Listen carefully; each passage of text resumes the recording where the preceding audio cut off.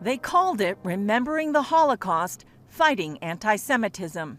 The Jewish people have learned the lessons of the Holocaust, always to take seriously the threats of those who seek our destruction, to confront threats when they are small, and above all, even though we deeply, deeply appreciate the great support of our friends, to always have the power to defend ourselves by ourselves. Resulting in the largest diplomatic event in Israel's history, leaders including Britain's Prince Charles, U.S. Vice President Mike Pence, Russian President Vladimir Putin, and German President Frank-Walter Steinmeier came to Jerusalem to say, never again.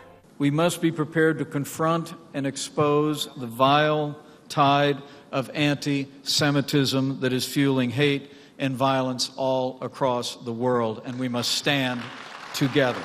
The spirits of evil are emerging in a new guise, presenting their anti-Semitic, racist, authoritarian thinking as an answer for the future, a new solution to the problems of our age. And I wish I could say that we Germans have learned from history once and for all. But I cannot say that when hatred is spreading. Ahead of the event, a special European delegation visited the site where Nazis perpetrated so much evil and hatred. The leaders brought the delegation here to Auschwitz to emphasize the fact of what happens when anti-Semitism goes unchecked.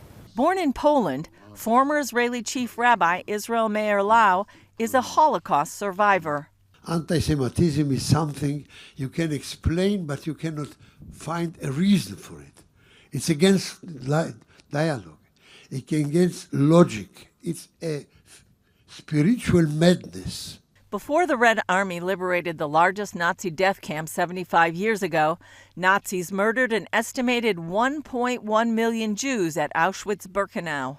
Combating anti-Semitism is not only a question of politics and statements and whatever comes out in the media, but it's an actual fight for our safety in Europe. Rabbi Shlomo Kovesh said the Jewish people need a plan to fight anti-Semitism and what he called mutations of this virus.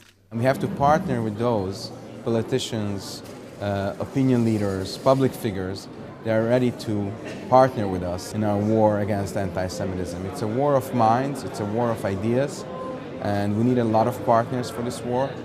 And we have to look at it as a war. Rabbi Menachem Margolin made clear their goal must be to put action behind the words, never again. To really measure the success, we'll need to follow up and see how many of those MEPs will sign and promote the draft legislation we presented yesterday to ensure that children in Europe will get more education, that the trade of Nazi memorabilia will be banned, and the use of any anti-Semitic stereotypes will be banned. And banning anti-Semitism isn't just good for the Jewish people.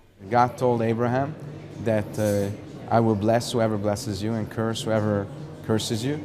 And we see that throughout our history of human civilization, that whoever persecuted the Jews later on was devastated and destructive. Julie Stahl, CBN News, Jerusalem and Auschwitz, Poland.